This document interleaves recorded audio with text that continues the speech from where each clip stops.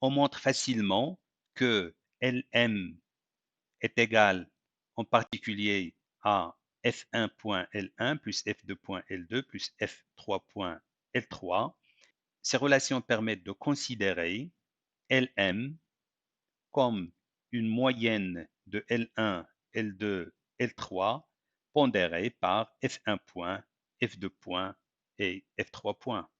Les profils lignes L1, L2, L3 seront représentés dans l'espace Rj, où J désigne le nombre de modalités pour la variable V2. Bien sûr, dans le cas de notre exemple, nous avons J égale à 3. On appelle alors cet espace espace des profils. À chaque point Li est associé un poids Fi point. Ces poids correspondent à la proportion de population représentée par la ligne Li. Pour l'AFC, on cherche à projeter ces points dans un espace de dimension inférieure, comme cela a été fait dans la CP, tout en préservant le maximum d'inertie ou de variabilité du nuage de points. Cette inertie sera obtenue en évaluant la distance selon une métrique que nous allons adopter de chacun des points au centre de gravité correspondant à Lm. Autrement dit, on évalue la dispersion du nuage de points dans l'espace Rj. Comme pour la CP, l'inertie caractérise la dispersion du nuage de points Li dans l'espace Rj, avec dans le cas de l'AFC un poids Fi point associé à chaque point que représente le profil Li. Par exemple, la ligne L1 qui correspond à la modalité armoire de la variable V1 est dotée du poids 0,3. L2 qui correspond à la modalité bureau de la variable V1 est doté d'un poids égal à 0,5.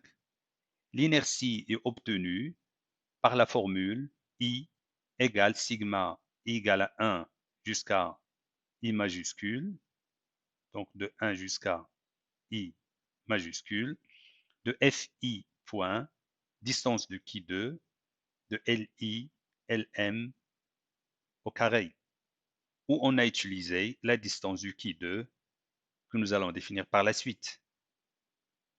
On définit la distance au carré entre LR et LS par l'expression suivante, qui peut s'écrire aussi sigma J égale à 1 jusqu'à J majuscule de 1 sur F point J, FRJ divisé par FR point moins FSJ sur FS point au carré. Cette dernière expression est très convenable puisqu'elle rappelle la distance euclidienne entre LR, dont les termes sont FRJ sur FR point, et LS, dont les termes sont FSJ sur FS point, avec une pondération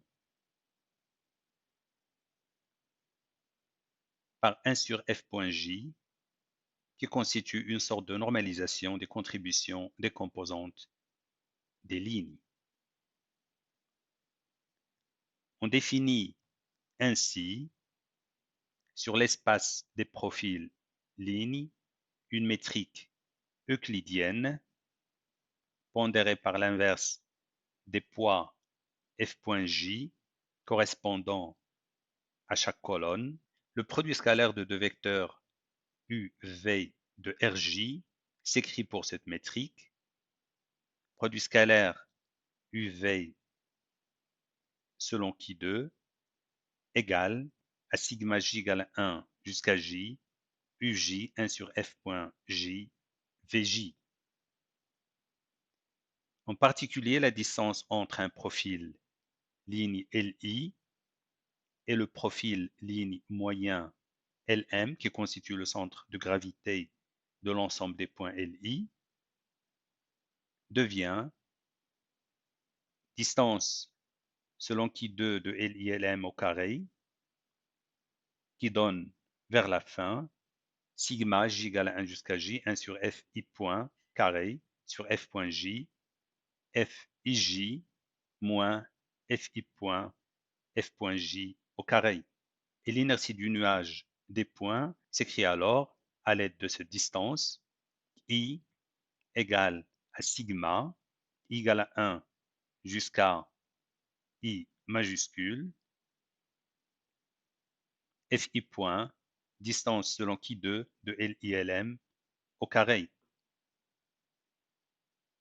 En particulier, si les deux variables sont indépendantes, donc fij serait égal à fi point f.j, pour tout i égale à 1 jusqu'à i majuscule et j égale à 1 jusqu'à j majuscule, la distance de qui2 entre li et lm serait nulle, alors tous les points du nuage seront confondus selon la métrique de qui2 avec le profil ligne moyen lm. On rappelle encore une fois que l'inertie I ne tient pas compte du nombre d'individus n.